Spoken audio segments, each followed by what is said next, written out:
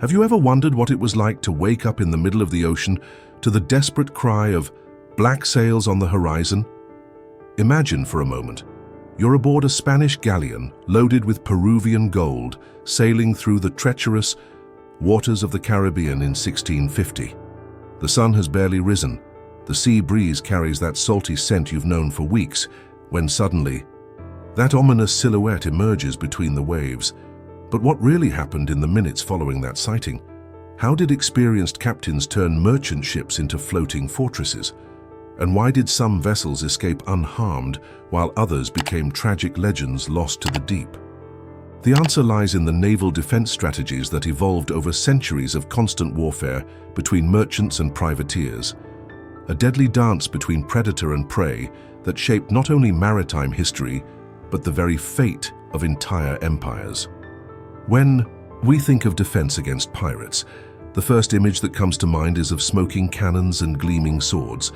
But the truth is far more complex and fascinating. Defense began long before the first shot was fired, right at the docks where ships were built and outfitted. Shipbuilders in the 16th and 17th centuries weren't just craftsmen, they were military strategists disguised as carpenters. Every plank, every beam, every detail of the hull was designed not just to withstand storms, but to resist enemy fire. Did you know some ships had double hulls specifically to endure cannon projectiles? Oak wood, for example, wasn't chosen merely for durability. Its specific density caused cannonballs to ricochet or become lodged in the wood without fully penetrating the hull. But here's the intriguing question. If the defenses were so elaborate, why did so many ships still fall into pirate hands? The answer lies in the constant evolution of tactics on both sides, an arms race that spanned centuries. Experienced captains knew the first line of defense wasn't in the cannons, but in speed and maneuverability. A heavy ship loaded with treasure had its limitations. That's why trade routes were planned like true military operations. They sailed in convoys, followed specific currents, and avoided waters known for pirate activity whenever possible. But what happened when confrontation was inevitable? That's when the strategies that separated rookie captains from seasoned veterans came into play. The first rule of naval defense: never, ever let pirates get close enough to board. Merchant ships, especially larger ones, had a crucial advantage: cannon range. A well-armed galleon could fire accurately from over 1,000 meters away, while pirates, typically in smaller, faster vessels, needed to close the distance to use their lighter weapons effectively. This range disparity created a deadly danger zone around merchant ships. Experienced captains knew exactly how to position their vessels to maximize this advantage, using winds and currents to keep attackers in that lethal radius for as long as possible. But pirates weren't fools. They developed counter-strategies. That turned each encounter into a deadly chess match on the waves. They used their superior speed to attack in groups, forcing merchant ships to divide their fire. They knew every trade route, every wind pattern, every current that could provide a tactical edge. This brings us to one of the most fascinating defensive strategies of the golden age of piracy: the psychological transformation of the crew. Ship could have the finest cannons in the world, but if the crew panicked at the first pirate war cry, the entire defense would collapse within minutes. The shrewdest captains invested as much in military training as in psychological preparation. They ran regular drills, not just for battle, but for specific scenarios. What to do if pirates tried to board from the bow, how to respond if the hull was breached, how to organize defense if the captain was injured. Some accounts from the time describe near-religious rituals performed before entering dangerous waters. These weren't just prayers. They were mental fortification sessions where sailors visualized different combat scenarios and practiced appropriate responses. Veteran captains knew that a mentally prepared man was worth 3 in the heat of battle. But perhaps the most intriguing aspect of anti-pirate defense was the use of deception and misinformation. Would you believe some merchant ships deliberately sailed looking poor and poorly armed? It was a risky but effective strategy. Seasoned pirates often avoided targets that didn't seem worth the fight. Other ships did the exact opposite. They sailed with war flags, visible cannons, and what appeared to be large, well-armed crews. Some even painted fake cannon holes along the hull, creating the illusion of far greater firepower than they actually possessed. This psychological warfare extended to the final moments before combat. Experienced captains would order their crews to make as much noise as possible. War cries, drums, horns. The goal was twofold: to boost their own morale and to intimidate the attackers. Pirates, despite their fearsome reputations, were essentially businessmen of violence. If a target seemed more trouble than profit, they often moved on to easier prey. But what happened when all these tactics failed? When pirates managed to get close enough for hand-to-hand combat? That's when the most elaborate physical defenses naval engineering of the time could offer came into play. Ships weren't just platforms for cannons, they were floating fortresses designed for close combat. Bulwarks were built high enough to make climbing difficult, but included strategic openings for muskets and pistols. Boarding nets were stretched across the deck, not just to prevent pirates from jumping aboard, but to hinder their movement if they did. Some ships had hidden compartments where the most valuable goods were stashed. But these hideouts served a dual purpose. They protected treasure and offered fortified positions from which crew members could continue resisting even if the main deck was overrun. The positioning of the onboard cannons followed refined tactical principles developed over decades of combat. It wasn't just about the number of guns, but about placing them where they could have maximum impact. Smaller caliber cannons were positioned to create a crossfire field on the deck, while the larger pieces focused on structural damage to the attacking ships. But perhaps the most effective weapon against pirates was something many wouldn't expect: fire. Merchant ships often carried incendiary materials specially prepared for combat. Boiling pitch, burnt oil, incendiary projectiles. Everything designed to turn a pirate boarding attempt into a literal hell. The pirates knew this and developed their own countermeasures. They soaked sails and rigging before attacks, covered parts of the ship with wet leather, and some even carried buckets and rudimentary hoses to fight fires. This constant escalation of measures and countermeasures created increasingly complex and deadly combat situations. But it also led to technological developments that benefited all future navigation. Metallurgy advanced rapidly to produce more effective cannons and more destructive projectiles. Naval carpentry incorporated land fortification techniques, creating stronger structures. Even naval medicine progressed, driven by the need to treat combat wounds at sea. It is interesting to note how the constant pressure of piracy forced innovations that became standard in civilian navigation. Flag communication systems, defensive navigation techniques, hierarchical crew organization, all of these emerged or were refined in response to the pirate threat. But not all defense depended on technology or brute force. Some of the most fascinating episodes in naval history involve captains who defeated pirates using only intelligence and boldness.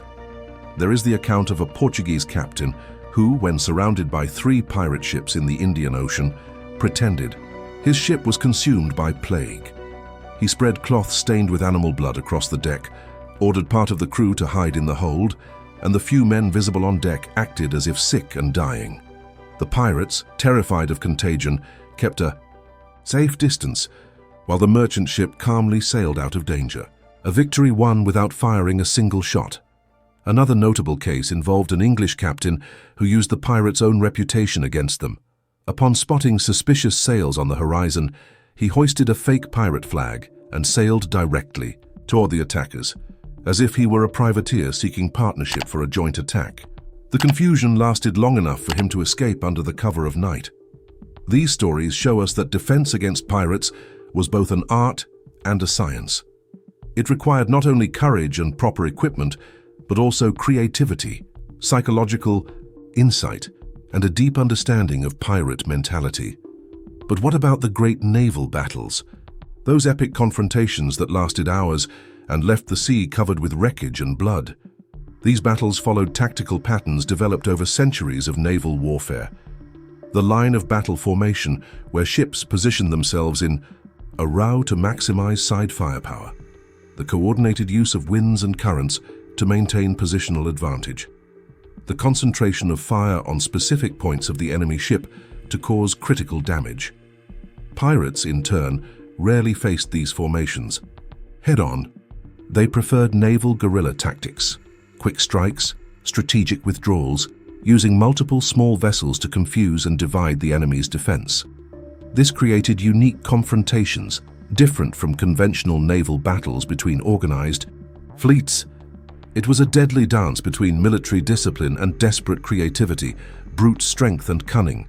Some of the most memorable combats of the pirate era lasted entire days, with ships chasing each other through entire archipelagos, using islands as shields, currents as allies, and winds as weapons. Captains on both sides demonstrated nautical knowledge that would impress modern sailors. The evolution of personal firearms also revolutionized anti-pirate defense. Muskets, pistols, blunderbusses, each weapon had its specific place in the defensive strategy. Muskets for long-distance shots, pistols for close combat, blunderbusses for clearing the deck of boarders. The distribution of these weapons among the crew followed strict hierarchies and specializations. It was not just about giving a weapon to every man, but creating an integrated defense system where everyone knew exactly their role at the moment of combat. Experienced sailors carried multiple preloaded weapons, as reload time during battle could be fatal. Some developed shooting techniques that allowed accurate fire even with the ship violently rocking on the waves. But perhaps the most crucial aspect of anti-pirate defense was logistics. A well-defended ship was not just the one with more cannons, but the one with adequate supplies for prolonged combat. Enough gunpowder, projectiles for different situations, materials for emergency repairs, medicines to treat the wounded, water, and food to sustain the crew during chases that could last weeks. Veteran captains developed detailed lists of defensive supplies, true manuals of combat preparation, passed down through generations of sailors. These documents, some of which survive to this day, reveal the level of sophistication anti-pirate defense had reached. Communication during combat was another critical element, often underestimated. Ships developed complex signaling systems, flags, drums, horns, even mirrors for communication via sunlight. The ability to coordinate defensive actions in real time often determined the outcome of the confrontation. Some merchant ships sailed with pre-established secret codes, allowing cryptic communication even when pirates were close enough to hear.